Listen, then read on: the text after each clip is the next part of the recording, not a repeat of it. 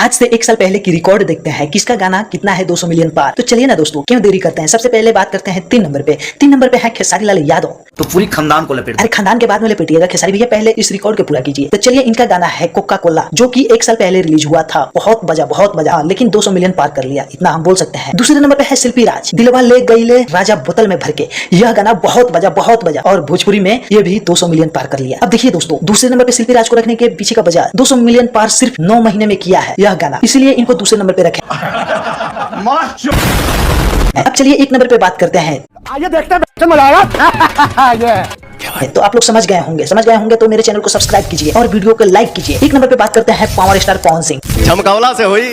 अब देखिए, 1 नंबर पे पवन सिंह को इसलिए रखे हैं क्योंकि इनका 2 गाना ऐसा है जो कि धूम मचा के भोजपुरी में फाड़ चीर के रख दिया है 1 साल के अंदर में। अब देखिए, सबसे पहले गाना है लाल घाघरा, दूसरा गाना है हरी हरी ओढ़नी, जो कि भोजपुरी के नंबर 1 यानी ग्लोबल तक के फाड़ चीर के रख दिया था यह गाना, इसलिए इनको 1 नंबर पे रखे हैं। और आप लोग समझ सकते हैं क्योंकि पावर अभी खत्म नहीं होता है। तो चलिए दोस्तों,